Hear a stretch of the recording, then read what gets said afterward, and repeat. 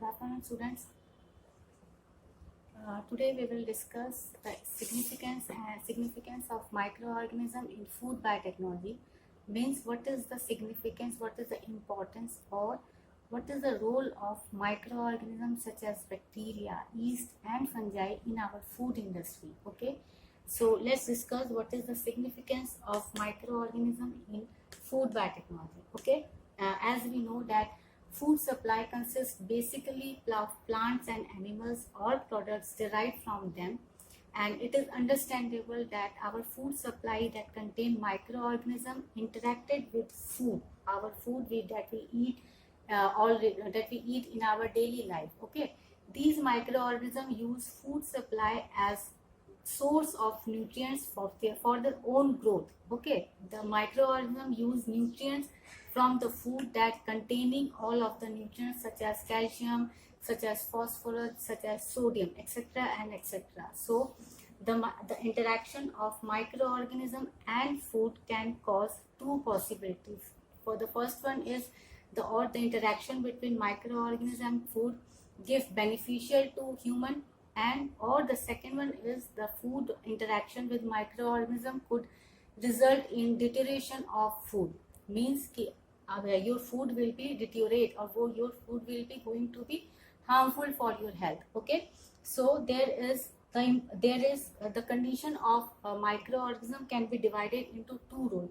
First is desirable microorganism, and the second was is undesirable microorganism. Okay, desirable microorganism means the interaction of microorganism and food is going to have beneficial effects on us. But undesirable microorganism is the effect which are not desired, which are not unwanted, which are not wanted for us. Okay, the desirable microorganism divided into three types of processing, that is called food bioprocessing, food biopreservation, and probiotics. Okay, in food bioprocessing we are going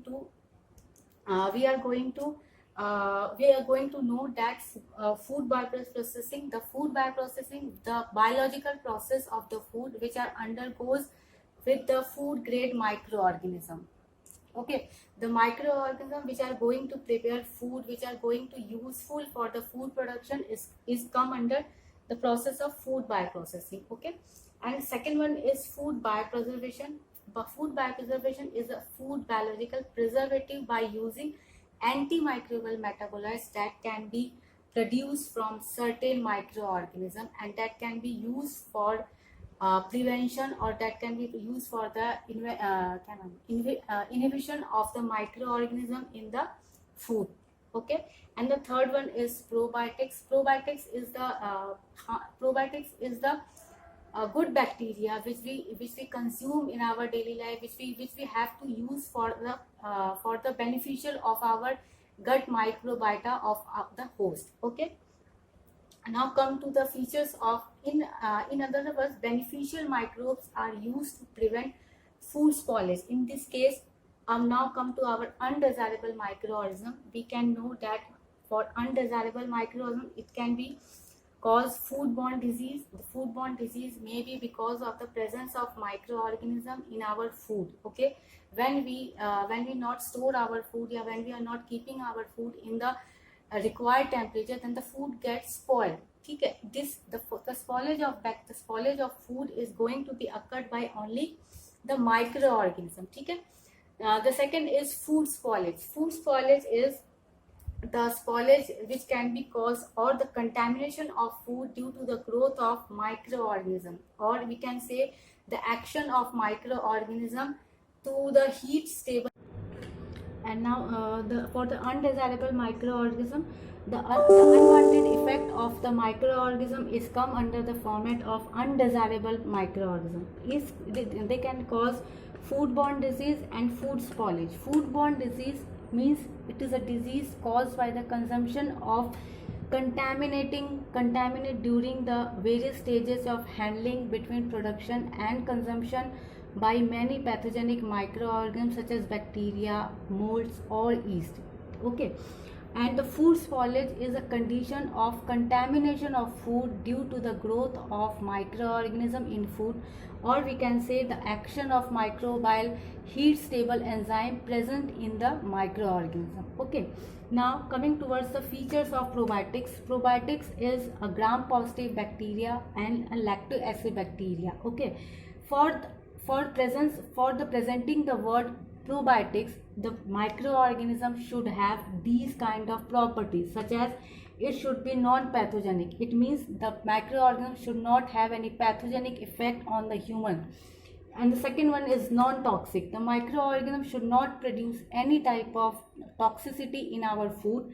And the third one is resistant of gastric acid. It means the microorganism or the probiotic should resist to the gastric acid or acidity produced in our stomach. And the major property should have the adherence of microbiota to the gastrointestinal tract. And the last one is the production of antibacterial substances or antimicrobial substances produced from the probiotics. Okay, now coming towards the application of microbes, major application is our that genetically production of genetically modified food. For the production of GMO or genetically modified food, the usage of microorganism is essential.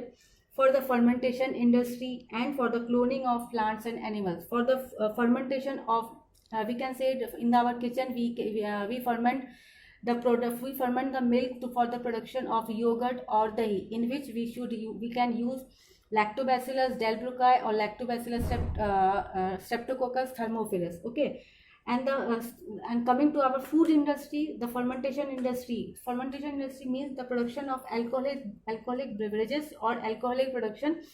We majorly use Saccharomyces cerevisiae. In the dairy industry, we use Streptococcus and Lactobacillus.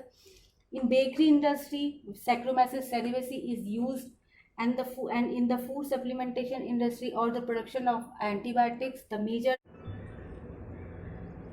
Okay, thank you for today attending the lecture. Okay, we will definitely meet in the next session of this lecture. Okay.